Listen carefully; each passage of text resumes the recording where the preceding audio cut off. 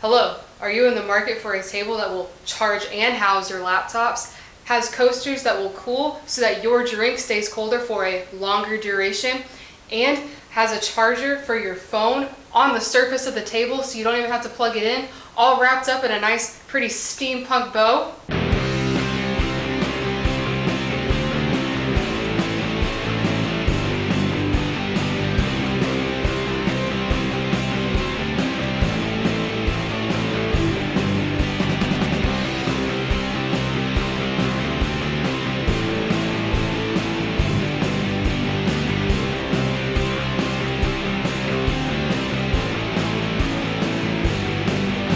I'm sorry, you came to the wrong place. This also has LEDs.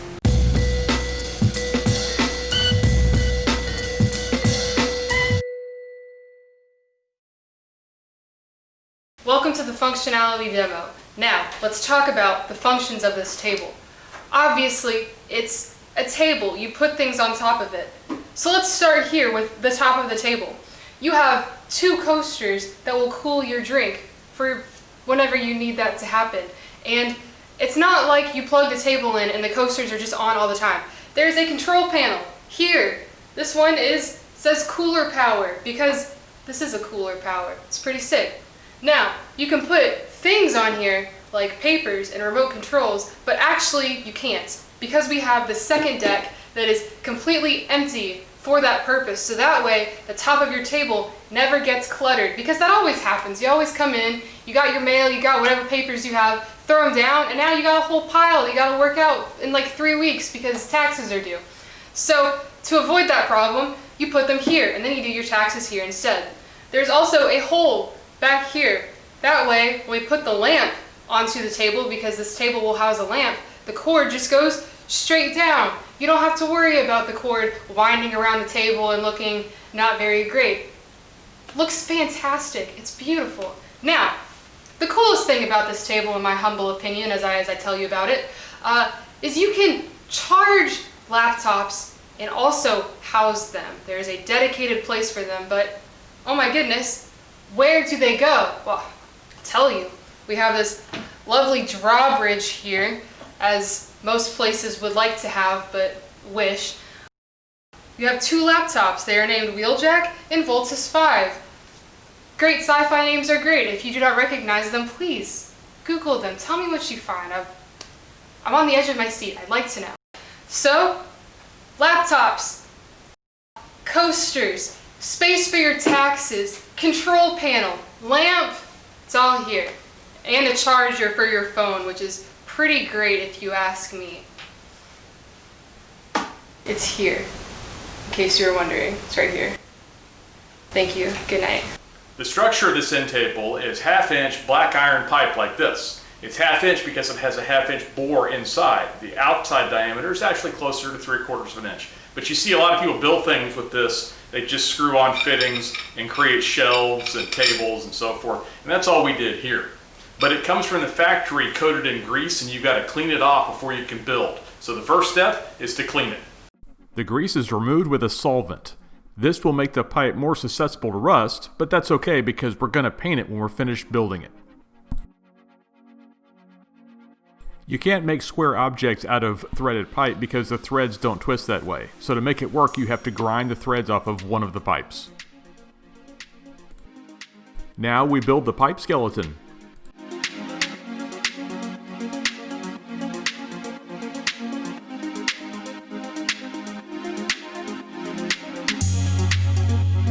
Remember that pipe we had to grind down to make it work in a square structure? Well, this is how you fix it. You just put some epoxy in and it locks down nicely. With the square structure secure, extensions are put on to support the upper deck. We live in a swamp and moisture is an everyday experience here, so the structure is immediately painted after construction to avoid rust. The completed and painted skeleton is screwed down onto Carty McCartface, our shop cart. This will allow us to push it around and work on it without having to lift it over and over because it weighs a lot. One of the features of this end table is hidden laptop storage for 2 laptops. And we build that part out of wood. So what we're going to do next is we're going to build the sides for this that will support the shelves that are inside. We're using oak for all of the wood in this build because it stains so well. Unfortunately, it also adds a lot of extra weight, and with the iron and oak working together, this thing is really heavy. But that's okay because it's an end table. It's not going to be picked up and moved on a daily basis, so heavy is alright here. Pocket screws are used in order to hide the connections. All the pocket screws will be inside the cabinet, so the ugliness will be hidden. We have nothing against pocket screws, they're just modern looking, so on something like this you want to hide it so that it looks more antique-y. The side panels are then stained with a stain called gunstock. We've used this on a couple of other pieces, so this end table should match other things that are in the same room. Then shelf rails are cut, stained, and pre-drilled for mounting screws. These rails will hold up 3 of the shelves inside the end table. The side panels are then temporarily mounted inside the pipe skeleton and held on with clamps. This was to make sure they fit and that the overall look and feel is what we were looking for. We were pretty pleased with the results. It's already looking like an old-fashioned end table. Now that we have the sides built, we're going to build the 3 internal shelves, 2 of which are for the laptops, and the 3rd shelf is for all this stuff that sits on top. This is an end table with 3 levels, so there's not a whole lot of vertical space available for the laptop shelves. For this reason, we used the thinnest wood we could that would allow us to have the strength necessary to hold the laptop but take up as little vertical space as possible. So it's all 3/8 inch thick, the centerpiece is a little thinner. This wood is thin enough that we could not use pocket screws, so we just went with glue. We think it's strong enough, and in practice it's been just fine.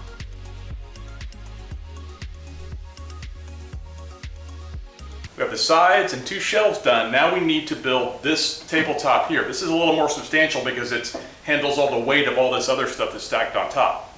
We used 1/2 inch wood for the top shelf, both for the strength reasons previously mentioned and because it's what was in the scrap bin. It was thick enough to allow us to use pocket screws, but we glued it anyway because we like to glue and screw stuff whenever possible for the maximum amount of strength. So this top shelf is strong enough to handle hurricanes, alien invasion, whatever. Then it's time to stain the shelves, the side panels, everything else wood, and then polyurethane them.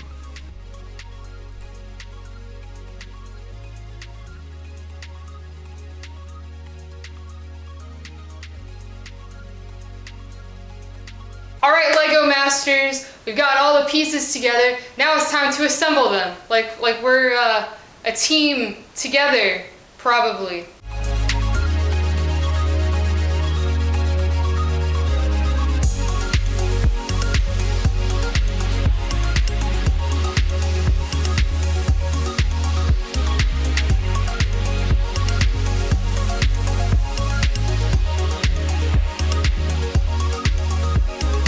The lower structure is now complete and it looks like a very odd end table, or an end table with antennas, or whatever you want to call it.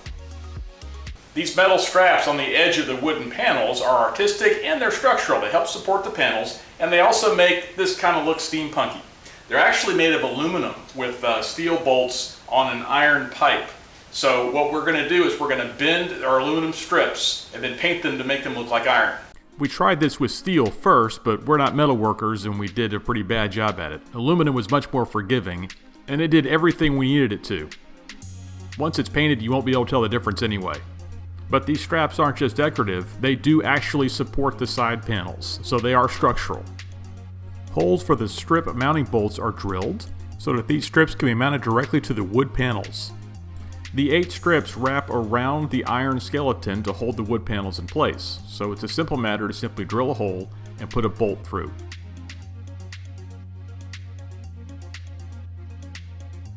The bolts were a little too long and we were concerned about clearance for the laptops, so a little bit of Dremel work is done and the bolts are now short enough for what we need. Now it's time for the door. You know, the door that conceals our laptop storage. We debated what kind of door we were going to have to conceal the laptops for some time. We eventually settled on a drawbridge design with a hinge in the center. That's so that the laptops could be plugged in inside the cabinet and still have their cords extend around the edges of the cabinet door without getting pinched. It was a pretty smart idea that Hannah came up with to do this, and it works pretty well. The drawbridge, as we call it, and the drawbridge's hinge mount, which is that structure to the right, are stained the same color as the other panels.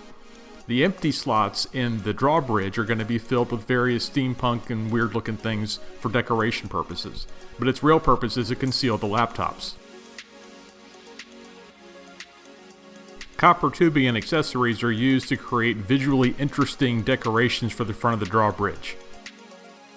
But of course, all of this is fake. You know that, right? Nothing's going to happen if you turn the valves. This hidden receptacle provides power for both of the laptops that will be stored in this end table. To use it, you just plug your laptop in, slide it in the rack, and forget about it. The power is actually turned off by a toggle switch back here, so you don't have to worry about plugging and unplugging your laptop all the time. And when you have your laptop out, there's a loose fitting around the door, which is why we have the hinge in the middle, so when you close the door, the cord can just hang free, and you're not going to crimp it in the hinge. Cables, like most things, need a house to live in, so we attached this receptacle box to the base of the unit. Once it was attached, we realized that the faceplate was too wide to sit flush, so we cut it down with a Dremel. Once the receptacle was placed inside, all the wires were screwed down to the base, so that way there's no free hanging wires around. We're trying to do this safely. This end table has two tops. The upper level top is just like any other end table. You put things up here and carry on with your life. The one down below is for books, remote controls, glasses, papers, whatever you have that normally would clutter the top of your end table, you just throw in here. Also on this level are the control panel that controls the power for the drink coolers and for the laptops, all that back here, and then this is the cooling system for the coasters. So you've got some electronic pods here, and you've got a pass-through to store things in. So we're going to build these structures here that support the top level. The end table's top will be attached directly to those iron flanges you see, so there's no reason to connect any of these internal structures to the top. We did this for a couple of reasons. One, it simplifies construction, and two, it increases airflow. And airflow is important because we got electrics in the back and we've got cooling systems in the front for the coasters. We want a lot of airflow. These metal junction boxes protect the alternating current circuits, and that square is the access panel we'll use after the thing is put together. And this is the door that will cover that access panel. You could never have too many clamps, and we built this using quite a few of our clamps. You just pull this panel off when you need to get to the wiring inside. May I please direct your attention to the faceplate, which is just lovely, if I have to say. You have all these really cool tubes that hold fluid that go to nowhere. Also, they don't hold fluid, they're completely empty. They're there for aesthetic purposes because, I mean, it's the faceplate, it has to look cool. Now, there is some functionality to this. We don't just have this here to look beautiful. While it does look beautiful, behind this grate thing, there is a fan, because for the coasters, there is a sandwich of ridiculous amounts of parts so that they can be cooled and then also get rid of the heats that they are taking away. So we had to hide that, but then we also had to get rid of the heat, so that way it's not just like a little hot tube area. So the fan pushes air out. And some of you eagle-eyed listeners / watchers may have noticed we got a cool little dinosaur here. The dinosaur, he's just here to hang out. We love the dinosaur, and I hope you do too. The first step to making the faceplate is to cut a hole for the fan so we can get air into and out of the unit as needed. After that was cut and ready and beautiful, it was spray painted, because spray paint is just lovely in all circumstances. After the plate was painted, the fan was attached to the back with screws. It looks really great, and now it works fantastically well. After the fan was mounted, now the whole plate needed to be mounted. We use elbow brackets to secure it, and man, that thing's not going anywhere. The control panel has two toggle switches. One turns on power for the laptops, the other one turns on power for the cooled coasters. When you turn them on, little pilot lights come on to let you know that you're powering the laptops or have the coasters in operation. It also has a USB port down here in case you need to recharge anything. There are two control panels, a real one and a dummy one. They're made of steel, and steel cutting is fun. Mounting holes are cut for two toggle switches, two pilot lights, and a USB outlet. And then 4 holes are cut in each panel for the mounting screws. This is what they look like after painting. The reason there's 2 control panels is that if we ever move and I have my chair on the other side of the end table, I can just swap these panels and move all these controls to the new side of the end table. The controls are installed and it's time to solder. These are 110 volt LED lights, so they can operate off the alternating current that the toggle switches are switching. And there it is, the finished and wired control panel. Don't you wish you had stuff like this next to your easy chair? I know I do. The control panel is wired into the end table using wire nuts. We'd run out of wire nuts and had to make a late night run, also malted milkshakes, but we got what we needed and got it done.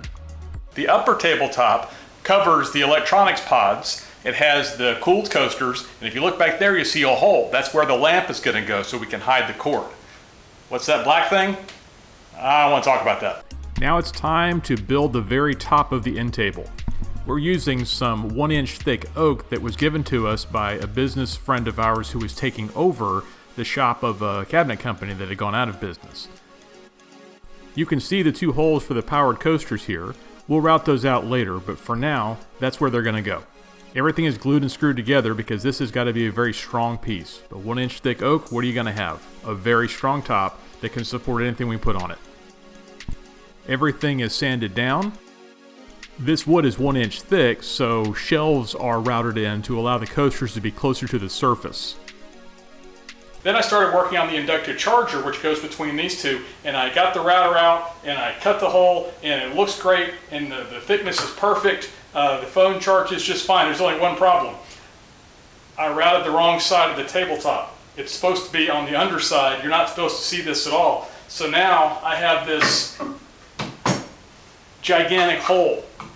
So instead of throwing this all away, because this is really good wood, what I'm going to do is I'm going to stop working tonight, because obviously I make mistakes, but I'm going to cut a strip here, route a strip, and put in some 1/8 inch thick basswood, which we're going to stain a different color to hide our mistake. I mean, the hole's good. I'll just go all the way through. This is where the recharger's going to be, but made a mistake. So the great thing about it when you build stuff like this is art is whatever you say it is. So yeah, we intended to have a black stripe here. It's gonna be great. It's gonna look awesome, and it'll match all the other black accents that are on this. So it'll fit the design.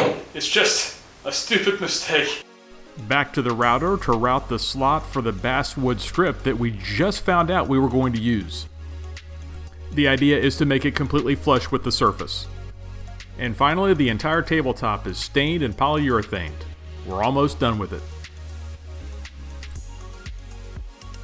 Now, these coasters need support, and I'm not talking emotional support. They need stability so that they don't fall down, because you gotta put your drink somewhere. You don't want your drink on the floor. So, we cut up this cutting board, and now it's I mean, it's still a cutting board, but it's not what it was. The donut holes for the coasters were cut with care, and then the squares were mounted into their final resting places using hot glue. That way no liquid will get into anything and it would be completely sealed, at least as far as we're concerned.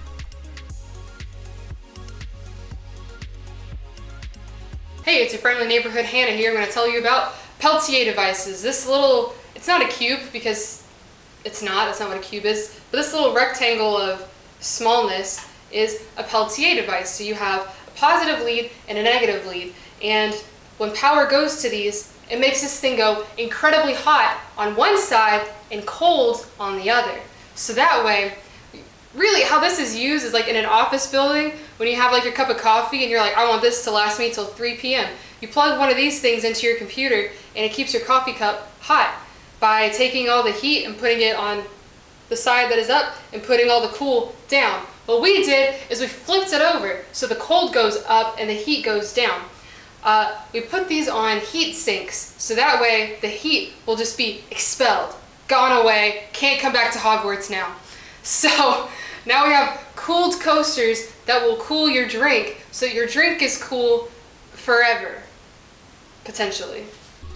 Now, the moment you've all been waiting for. I'm soldering the Peltier devices together, and now everything is going to be super cool. How it works is you have 2 Peltier devices stacked on top of each other, kind of like a sandwich, but with no middle part. Then you have the heat sink that draws out all of the heat, so that way you have the coolest temperature possible on the surface of your coaster. Then you have the fan that is inputting air to the heat sink, so that way all the heat is being met with nice, cool, fresh, clean air. Next, we took some spare L brackets and used those to attach the Peltier devices all together, like the whole stack together. It's super amazing. This stuff is not going anywhere. We use screws into the metal Like, this thing is so solid. I mean, you just can't even believe how solid it is. It's literally not going anywhere, which, I mean, is kind of the point, you know? The final step was to attach the heat transfer tape to ensure that as much of the coolness will transfer to the copper plate as possible. And now, we have really cool coasters. Literally. You know that relatable moment when you break the one thing that you absolutely could not have broken, and then you just get really frustrated and can't figure out how to fix it? Hi, we did that exact same thing. But here is how we fixed it. We took this small piece of basswood and we mounted it to the top. Now the cool thing about designing your own furniture is when you make mistakes like this, you can just claim that that's exactly how you intended it to be, because this has never existed before. There's no one to tell you that this was not supposed to happen, except me right now. So, it's pretty cool. The inverted charger is mounted right here. You have the lightning bolt so you can find it with your phone, and that way you don't have to fish around. My phone gets to charge, and it looks cool, it's easier to find, and everything is great. How's your day? The silver lightning bolt makes the inductive charger very easy to find by people who may not be familiar with where your inductive charger is. Lightning bolt! Lightning bolt! Lightning bolt! After several coats of polyurethane to protect the lightning bolts, the basswood panel is glued into the slot. It looks good, so we're going to tell people we did this on purpose. The top of the inductive charger has been removed in order to decrease its thickness and make phones with cases charge easier, and hot glue is used to hold it in. This is so that we can take it out later, because someday we may get a better inductive charger. Who knows what the future holds? The upper deck is complete and all the wiring has been put into its slots and otherwise secured. We are ready to mount it. The upper deck is attached to the 4 flanges we installed earlier, and the cooling fan on the front plate plugs into the wiring harness overhead. All very modular. The inductive charger and cooling system are plugged into their appropriate receptacles in the electric box on the rear of the end table, and then the access panel is replaced to hide all the wiring.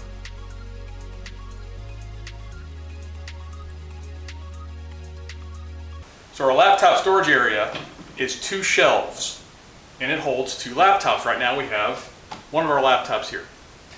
You may have seen in a previous video of ours that we've built laptop boards. Well, we built those intending to put them in here, and those laptop boards have foam runners on the bottom to cushion your legs. Well, we don't want the foam runner to be crushed with the weight of the laptop puts under storage, so we built these rails that support the weight of the laptop shelf. We just put it in here and it rides in on the rail, and it keeps the foam uncrushed. The laptop rails are held down by double-sided carpet tape. That's to make it easy to replace them if we ever change our storage scheme.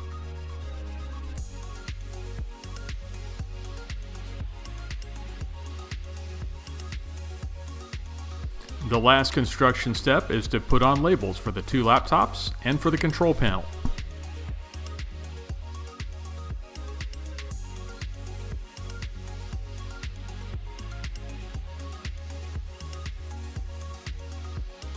You may remember our companion end-table project.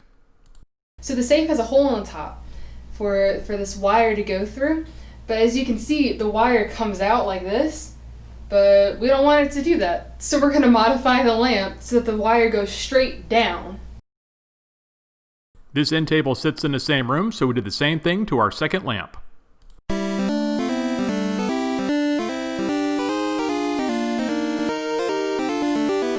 Wow, what a fun build we've been a part of today. What was your favorite part? I like that part too. Now, for real though, this is such a really cool build and we're super excited to put this in the house. The only issue is that it weighs a ton, but it's a good thing for you and me that I'm just like incredibly strong. Thanks to our patrons for helping us build stuff like this. You make it possible for us to do this out here in the shop where it's currently about 100 degrees. So we really appreciate all your help, all your support. And if you're not a patron, please consider joining us as a patron. We put out a video once a month on the next month's projects to talk about. And we promised everybody this video last month, and we've been working like crazy to get it finished. So become a patron and get more content. We also do commentaries and things afterwards. So it's all there for you. But if not, we love you anyway. But anyway, thanks to our patrons. Thank you so much for watching. If you liked that video, hit the like button, maybe consider subscribing, that'd be pretty cool. And if you don't want to miss an upload, ring the bell. Anyways, see you next time. Good night.